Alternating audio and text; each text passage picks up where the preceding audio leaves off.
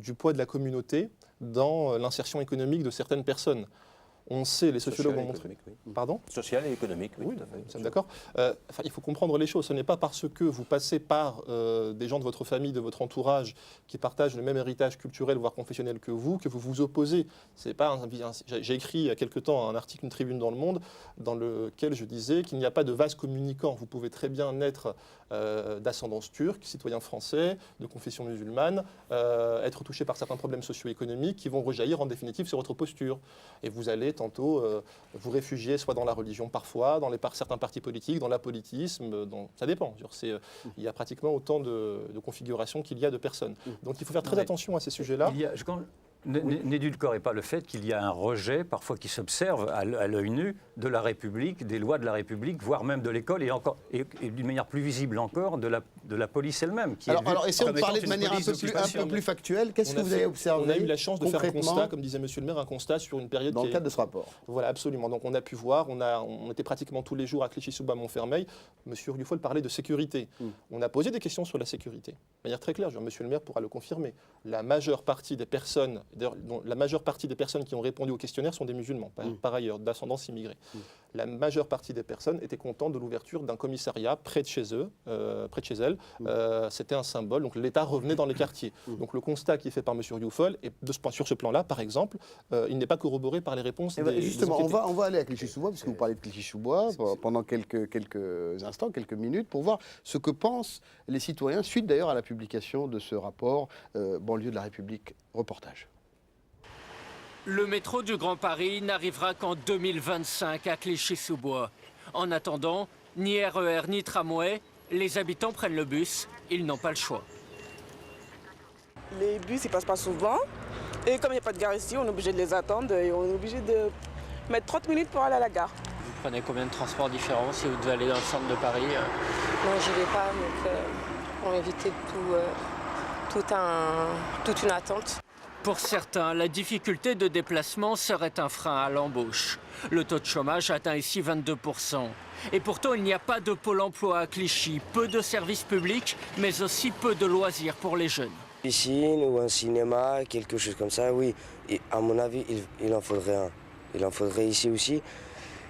Car tous les jeunes ici se déplacent à Bondy ou un peu plus loin. Le passé récent de la ville contribuerait également au sentiment d'isolement décrit par le politologue Gilles Kepel. Il y a beaucoup de Clichy-Montfermeillois qui ont une étiquette Clichy-sous-Bois-Montfermeil sur le front dès qu'ils se déplacent et donc qui les ramènent à une identité qu'on leur donne par rapport aux émeutes de 2005 qui n'est pas forcément la leur. Leur identité, les habitants la trouveraient de plus en plus dans la pratique de l'islam. C'est la thèse de Gilles Kepel. Ce responsable religieux ne dit pas le contraire. Celui qui a été abandonné de cet effort national, c'est l'homme. L'homme de Clichy et de Montfermeil, il y a un abandon et que cet homme-là, lorsqu'ils se sont isolés, il y a un recours vers la spiritualité et vers un lien social qu'ils ne trouvent pas à la République. La République a pourtant investi beaucoup depuis 5 ans à Clichy. Plus de 600 millions d'euros dans un programme de rénovation urbaine en cours. Nécessaire, mais peut-être pas suffisant pour venir à bout de ce sentiment d'abandon. Abandon, Tariq Ramadan, c'est le sentiment d'un certain nombre de concitoyens, abandon de l'État. Est-ce que cet abandon peut justifier un retour aux sources très marqué, un retour vers l'identité religieuse? Mais écoutez, il y a un mot que vous avez utilisé et qui apparaît déjà dans le débat, c'est la confusion. Il faut qu'on fasse très très attention. On est en train de parler de quel type d'abandon? Un abandon de nature sociale, de l'encadrement, des services sociaux, de la police de proximité, ce que même les populations des banlieues aimeraient voir plus présent. Et là, il y a effectivement, depuis 2005, le gouvernement actuel, mais ça n'est pas dû au gouvernement actuel, je pense que c'est une longue tradition de gouvernement, qui n'a pas suffisamment une vision, une politique sociale, une politique urbaine et même une politique éducative pour ces populations-là qui, de ce point de vue-là, entretiennent un sentiment d'être des citoyens de seconde classe ou d'être enclavés. Mais attention, cet abandon-là ne veut absolument rien dire sur les mouvements ou les reconstructions identitaires. Et là, je suis parfaitement d'accord avec ce que vous avez dit. C'est-à-dire que ça n'est pas vrai qu'il faille être exclu socialement pour devenir plus marqués religieusement. Et que les statistiques concernant la France, mais toute l'Europe de la même façon, montrent qu'en fait, ceux qui reviennent le plus à une pratique religieuse sont souvent plus éduqués que ceux qui vivent dans des situations de banlieue. Donc on n'a pas du tout cet élément-là. Toute la question... Comment expliquez-vous Alors justement, je pense qu'il y a un véritable élément, c'est-à-dire que d'abord, ces jeunes générations, ces nouveaux pratiquants,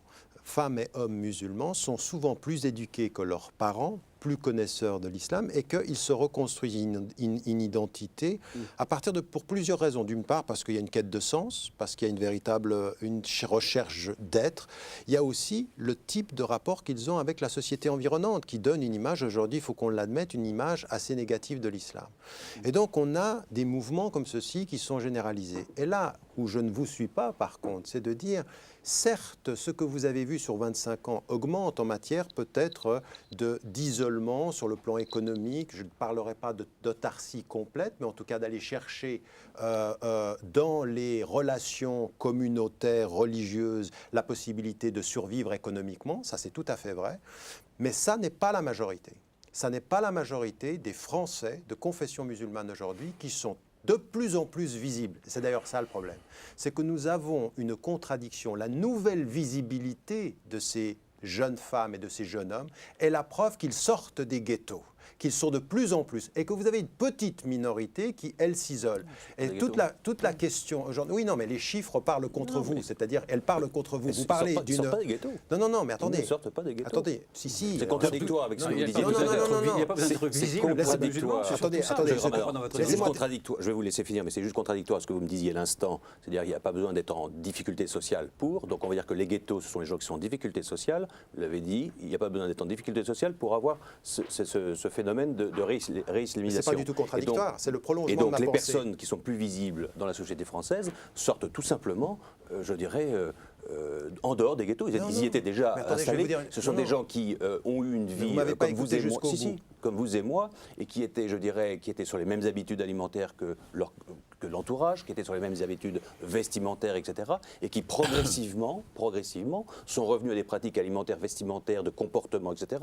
Moi, les mamans avec qui j'étais il y a 25 ans à conduire nos enfants à l'école en jean et en t-shirt, à qui on se faisait la bise, 10 ans après, elles avaient changé de vêtements et on ne se serrait que la main, et aujourd'hui, pour certaines, pas pour toutes, je ne peux même plus leur serrer la main. Oui, non, et ce sont les mêmes personnes, et elles n'habitent pas dans le ghetto. Elles n'habitent pas dans le ghetto. Elles étaient dans le pavillonnaire à 25 ans. Vous n'écoutez pas vous n'avez pas écouté. Non, vous n'avez pas écouté. Votre pensée, ma pensée complètement. Et je pense encore, juste pour réagir à ce que vous venez de dire, qu'il faut proportion garder. Ce que vous dites de certaines personnes n'est absolument pas représentatif du mouvement général. Ça, c'est un. Le deuxième élément. L'expérience le dément. Non. En tout cas, là, votre expérience personnelle, mais votre expérience personnelle n'est pas l'expérience nationale. Donc, en l'occurrence, on a juste un peu d'avance sur les autres, c'est tout, c'est vrai. Oui, ça, si vous y ajoutez gouverner, c'est prévoir, donc je préfère anticiper. Mais allez-y. Donc nous attendrons que vous soyez président de la République pour être sûr que tout aille mieux, mais c'est pas demain la veille. Laissez-moi juste dire une chose. La première des choses que je voulais mettre en évidence, c'est celle-ci. C'est que de ce qui arrive dans ces populations, et pour vous montrer la cohérence de ce que je suis en train de dire, ces jeunes filles et ces jeunes hommes qui aujourd'hui sont en train d'avoir accès à l'éducation, qui maintenant sortent de la sphère où ils étaient géographiquement installés, qui maintenant apparaissent beaucoup plus dans le monde académique. Vous en avez plein d'exemples. Votre exemple, il est par milliers aujourd'hui en France. Dans la sphère médiatique. Pardon ? Pardon, excusez-moi. Non, ce que je veux dire, c'est que des jeunes qui étaient géographiquement ou symboliquement exclus de la visibilité nationale, avec leur origine, avec leur religion, avec leurs pratiques, sont plus visibles. Cette nouvelle visibilité-là, aujourd'hui, est ce qui fait croire à certains que parce qu'ils sont plus visibles, ils sont moins intégrés. Alors, excusez-moi, il y a un problème de définition de la visibilité. Parce que vous avez cité probablement à juste titre votre voisin Mohamed El Baroui. Je le vois invisible. Mais oui, c'est ça. La visibilité, je pense, dans l'expression de messieurs Rioufol et Le Moine, c'est un autre vêtement, un autre mode de vie, un autre comportement. C'est un séparatisme assumé. C'est comme ça que je le comprends. Sinon, il n'y a pas de raison de dire que monsieur est visible. Il est visible en quoi ? En quoi est-il visible ? Non, mais cessons d'être superficiels sur ces questions-là. Écoutez, arrêtez d'être également trop donneur de leçons, parce que je vous en prie. Merci. Donc, en l'occurrence, ce que j'étais en train de dire, c'est que des jeunes hommes et des jeunes femmes de 2e, 3e, 4e génération, avec des noms à consonance arabe, avec des tenues vestimentaires qui peuvent être différentes, qu'ils soient pratiquants ou pas, sont aujourd'hui la nouvelle visibilité. Non. Vous allez me dire, vous... tenues vestimentaires différentes. Non, c'est pas la, c'est la question. Mais attendez, c'est la question de la couleur, c'est la question de l'origine, c'est la question de l'arabe. Si vous n'êtes pas aujourd'hui, mais évidemment, mais c'est une évidence. Mais vous voulez, mais parce que vous ne voulez pas reconnaître ce caractère-là. Bon, alors, attendez une seconde. Je vais vous donner la parole. Je vais vous donner la parole, monsieur Yvan Rieffol. On va laisser juste Mohamed Ali Hadraoui faire une remarque. Oui, alors je vous remercie. Je me permettrai de parler en ma qualité d'observateur extérieur, donc je remercie les uns et les autres de parler pour moi, mais s'il vous plaît, laissez-moi juste... Je parlais de vous surtout, pas pour vous, mais de vous. Oui, non, il n'y a pas de problème. Je pense avoir un ego relativement normal de ce point de vue-là. Si je peux juste revenir à certaines, idées fortes. Oui. Le ghetto, tout d'abord, chacun sait, on le sait quand on travaille sur ces questions-là, c'est aussi un espace de perception mentale. Donc le ghetto, on peut très bien vivre dans un pavillon, vous avez raison, monsieur le maire, et on peut également développer un discours où l'on se voit comme étant à part de la société, comme étant, par exemple, si typiquement toute proportion gardée... C'est ce qui est dit depuis le début de l'émission. Non, mais oui, mais justement, la question maintenant, c'est pourquoi ? Oui. C'est-à-dire que ce n'est pas parce que on est attaché à sa famille, à son héritage religieux ou pas. Alors, vous avez des gens qui ne se sentent pas, qui d'ailleurs en ont assez d'être considérés comme musulmans ou musulmanes, ça existe. Vous avez des personnes qui, par exemple, ont très mal vu les discours venant, pour faire vite, de l'équipe, du président, de l'équipe du président actuel, où on a dit qu'on voulait, par exemple, un préfet musulman, où on a dit qu'on voulait venir en aide aux musulmans. Donc déjà, le problème est intellectuel fondamentalement. C'est-à-dire cadrer la situation, l'expliquer en termes religieux et ensuite reprocher aux musulmans ou à d'autres d'ailleurs